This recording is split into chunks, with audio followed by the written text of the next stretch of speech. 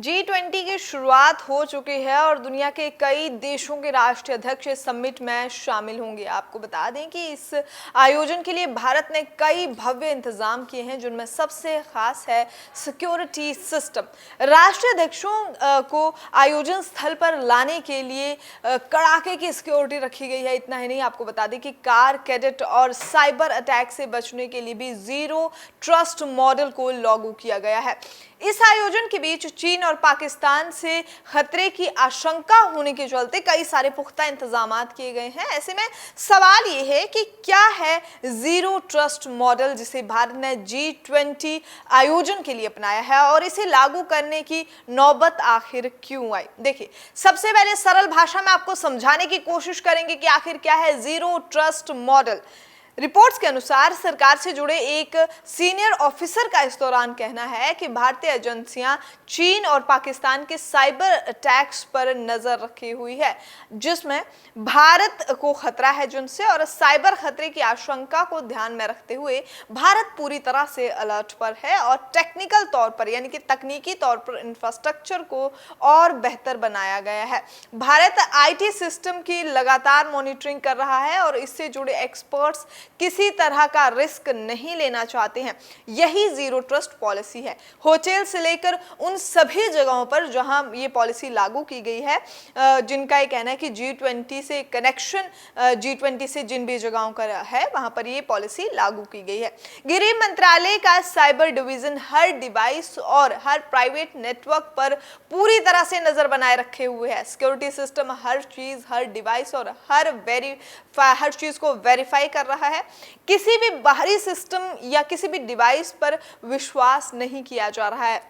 इस बारे में हर उस होटल को गाइडलाइन भी भेजी जा रही है जहां पर मेहमान ठहरे हैं या जो G20 के आयोजन से किसी ना किसी रूप से जुड़ा हुआ है, उन्हें प्रॉपर गाइडलाइंस मिल रही हैं। इतना ही नहीं, आपको ये भी बता दें कि ये पॉलिसी आखिर लागू क्यों की गई है। देखिए, फरवरी 2011 में पेरिस में हुई G20 सिस्टम में इस दौरान फिनिशिंग ईमेलर्स और मालवेयर फ्रांस के वित्त मंत्री भेजे गए थे ताकि हैकर्स G20 से जुड़े जो भी कॉन्फिडेंशियल पेपर हैं उन्हें हासिल कर सकें।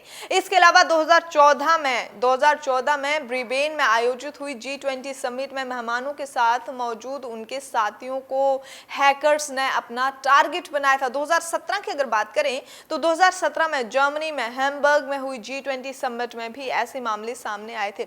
वहीं भारत में चीन और पाकिस्तान के हैकर से पहले से ही खतरा जताया जा चुका है, इसीलिए देश की साइबर सुरक्षा को और भी ज्यादा सिक्योर बनाया गया है और इसके अलावा तमाम चीजों की चप्पे चप्पे पर नजर रखी जा रही है। अब ये सवाल है कि आखिर किसके हाथ में साइबर सिक्योरिटी की कमान है। देखिए, G20 को पूरे आयोजन की साइबर सिक्योरिटी की कमान defence research and development organisation यानी DRDO की computer emergency response team CERT के हाथों में है। इसके अलावा दिल्ली पुलिस की साइबर यूनिट भी नजर रखे हुए है। एक रिपोर्ट के अनुसार आयोजन से जुड़ी जिम्मेदारी संभालने वाले लोगों और होटल्स के मालिकों को वाईफाई सेफ्टी, डिवाइस मॉनिटरिंग और नेटवर्क एक्सेस को मॉनिटर करने को भी कहा गया है और उन्हें सभी पोर्ट्स को, उनके जो भी पोर्ट्स हैं उन्हें डिसेबल करने को कहा गया है जिससे गैर अधिकारी कनेक्शन है।